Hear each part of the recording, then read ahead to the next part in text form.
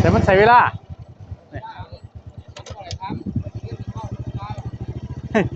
มันก็แว่งไปแต่ที่สิเงินสิเต็มไว้มันก็แว่งไปอีกทีบ่ขาดหรอกที่20 ปีโอเค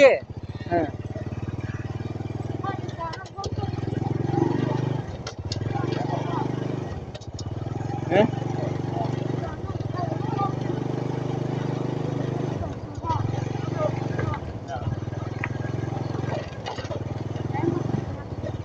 ดีฮะ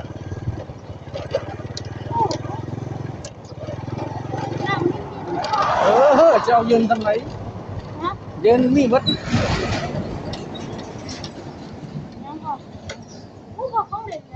หนักนี่แหละโอ้ยใหญ่แล้วเขาบ่เล่นเท่านี้มีแต่อนาคตสิเอาเมียฉันมันเล่นของเล่นอยู่ไปน้ำไปเลือกรถสิเอาน้ำยังกันไหมมาซื้อของกินนี่อิ่มท้องรถทองใจเฮือนอยู่มาพี่ไหมนี่ว่าหมูแต่เขาใหญ่เขาบ่เล่นเอาน้ำยังน้ำส้มเอาแม่งคือเอาไปซื้อไปก่อนลุงนี่โพดมากินหรอกินลุงนี่ไอ้อะไรเมื่อกี้ดีด่างงานดำมีวะมึงมาขวดมึงเงินก่อนเพราะพอได้เงินมาหลายมันพอได้เงินจะ2-3 แสนบ่รอดวัดโดยพกมาเป็นละหาซื้อของกินก่อนนี่เอาขนมนี่มาเอาตัวนั้นถือเอาใส่เอาเลือกนี่วะ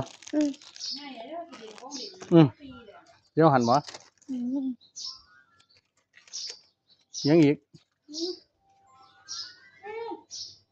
อย่างเงินก็มันเหลือเท่าไหร่นี่โอ้ยเอาเงินมา100,000หายหมดแล้วบ่รอดเงินติดกระเป๋า100,000หาบ่ได้เอามาเพิ่มงบได้แค่100,000หามาได้หลายคนบ่ได้ก็ตอนนี้บ่ได้เอามาหลายกินนมนี่เนี่ยบ่เอาบ่ดีหนังอ่ะดับนี่เอาตัวไหนนี่บ่นี่บ่เกี๊ยวแก่ใส่บัตรนี่บ่กินแบบกาแฟเอานะ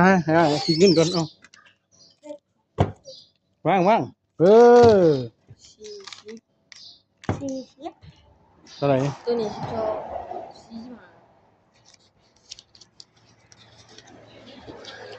นี่พิมพ์กันเหลือแค่น็อตนะนี่พิมพ์กันเหลือแค่น็อตนะ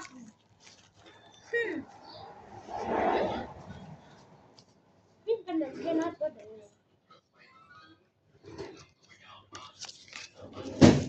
เอากี่มาเจ๊เอาถือไปหนักดิ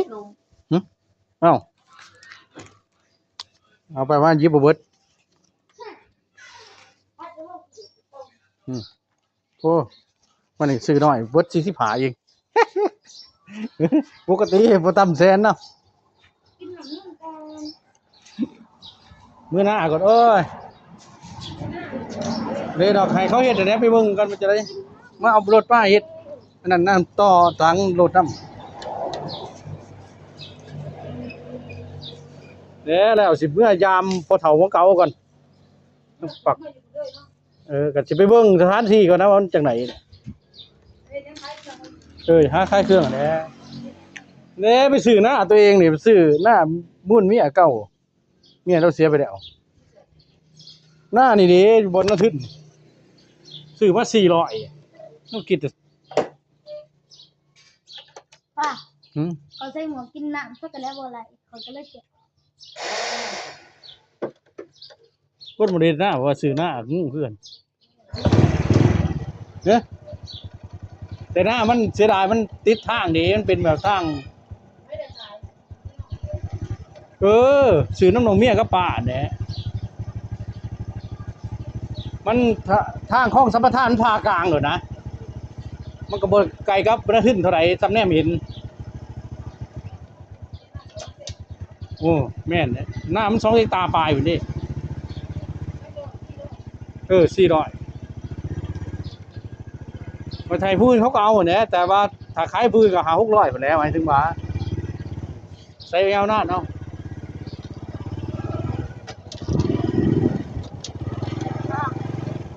ในหมดที่ทำไมได้แจก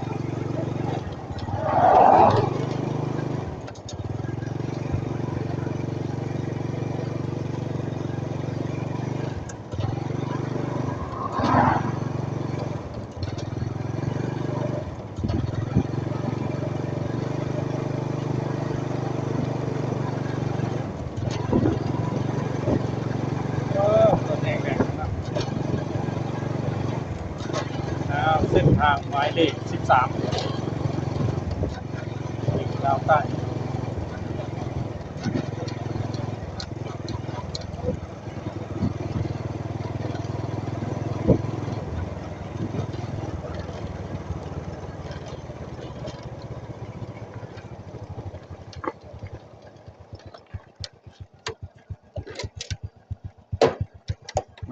ที่นี่ก็ได้ก็ ก็ ใส่ ไป เข้า กิ มาน ส ข้าว บายดี กินน้ำ